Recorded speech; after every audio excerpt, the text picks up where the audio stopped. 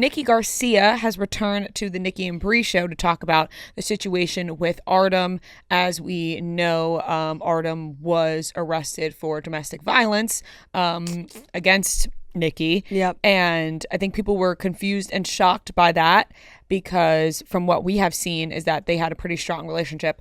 Nikki went on the podcast to talk about how she kind of put up a front about their relationship online and on the podcast so that people would believe that they had a great relationship because she didn't want people to know that she was having another failed relationship in which she believed she had in the past. So she was sort of putting up a front about this relationship with Artem, and then unfortunately this situation happened, and she talks about, should have leaving before this and all of this happening, which is so sad. And it's just incredibly sad that people feel the need with social media pressure to kind of put on an act because of what people will say about them. Yeah. And it's really just like, fuck what people have to say about you. Do what's best for you.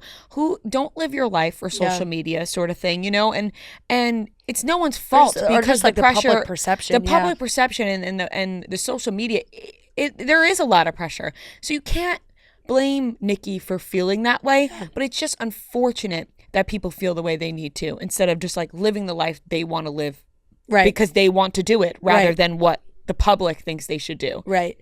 It's sad for that to be like the reason to hold on to a relationship because you're so afraid of like scrutiny and, oh my God, like I already went through such a public breakup, like I can't do that again. Right. Which is so tough because it sounds like maybe a different decision would have been made, and they do have a son together, so that comes into play as well of like wanting to make it work for him. But she had said she, felt heartbroken and betrayed. She had to mourn the family that she envisioned for herself, which is like what I was saying. It's so you picture what your life is going to be. She said you go from having a great love story to having a terrible one. Never saw any of it coming as far as what the ending would be. It's been a struggle.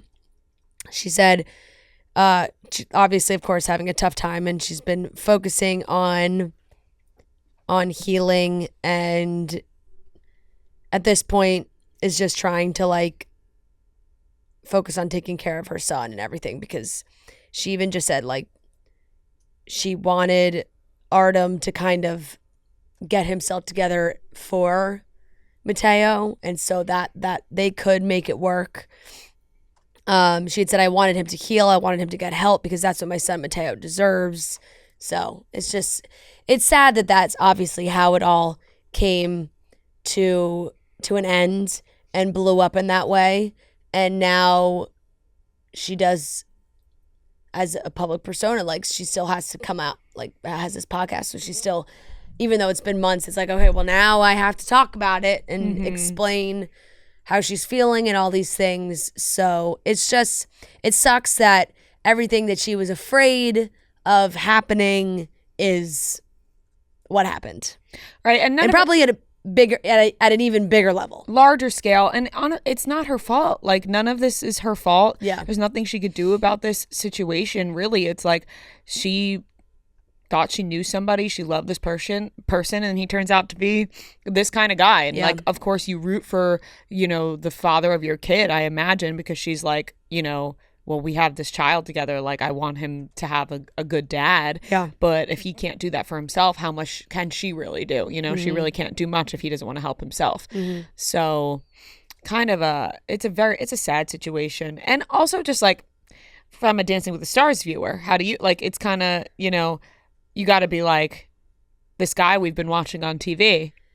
Yeah, no, it's not good.